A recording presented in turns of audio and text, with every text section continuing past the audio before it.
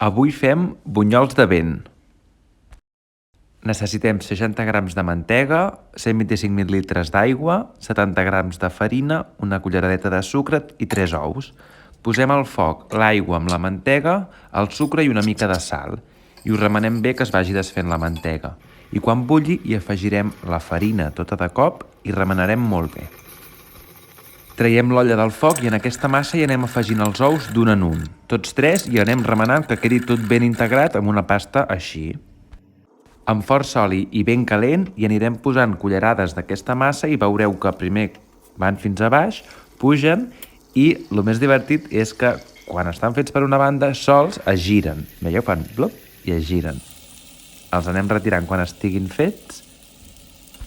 Quan els tenim tots els expulsem sucre normal o sucre glaç. I aquí tenim els nostres bunyols de vent. Bon profit!